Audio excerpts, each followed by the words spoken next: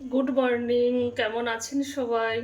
এই যে চা বানাচ্ছি, লিকার চা, আদা দিয়ে, তেজপাতা দিয়ে, একটু গোলমরিচ দিয়েছি। আজকের বুধবার, তবলার মাস্টারমশাই এসছেন, হাজবেন্ড ওপরে গান করছেন। তারপর রাস্তায় শাশুড়ি মা, শ্বশুরমশাইও আসছেন আজকে ডাক্তার দেখাতে, তাই সবার জন্য এই যে লিকার চা বানাচ্ছি। সীমাও এসেছে, সব একসঙ্গে খাবো। একটু ঢাকা দিয়ে দিই।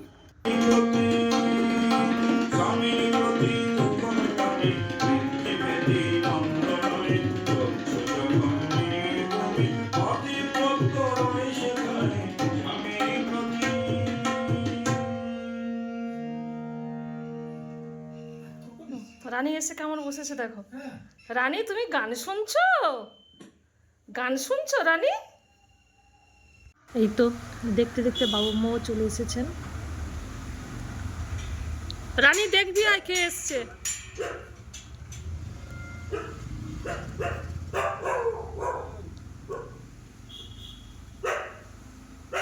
কে এসছে দেখবি আয়। এঁচোড়ের তরকারি করবো, এঁচোড়টাকে সেদ্ধ করে এই যে ভেজে নিচ্ছি।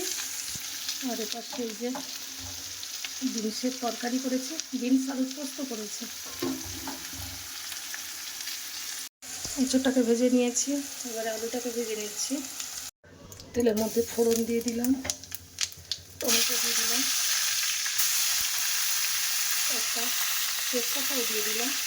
আমার শাশুড়ি মা এবং শ্বশুরমশাই ভীষণ পছন্দ করেন আমার হাতের এঁচোড়ের তরকারি, তাই এক বানাচ্ছি।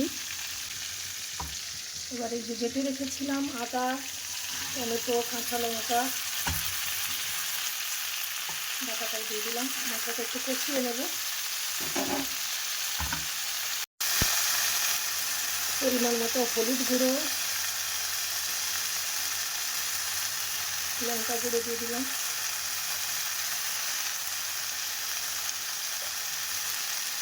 একটু ধনে গুঁড়ো, জিরে গুঁড়োও দিয়ে দিলাম।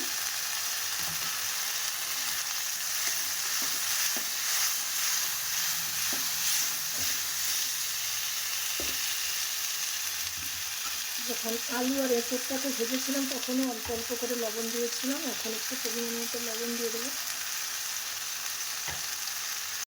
পরিমাণ মতো একটু মিষ্টিও দেবো। মশলাটা কষানো হয়ে গেছে, এবারে যে এঁচোড় আর আলুটাকে ভেজে রেখেছিলাম এটাকে দিয়ে দিলাম। মশলা, এঁচোড়, আলু সব কষানো হয়ে গেছে, এবার এতে থেকে জল দিয়ে দেবো। যাবি? তুই যাবি রানী? তুই ডাক্তার দেখাতে যাবি? ওই তো দিদামা বেরিয়েছে। আমার শাশুড়ি মা ভীষণ অসুস্থ, তাই টোটো এসছে, ডাক্তার দেখাতে যাচ্ছেন। কি সুন্দর লাগছে আমাদের গেটটা, কাগজ ফুলের ফুল ফুটেছে, একধারে সাদা একধারে পিঙ্ক, একদম গেটটাকে আলো করে আছে। টোটো দেখলেই রানী পুরো পাগল হয়ে যায় যাওয়ার জন্য। হ্যাঁ, সাবধানে যাও। জয় গুরু।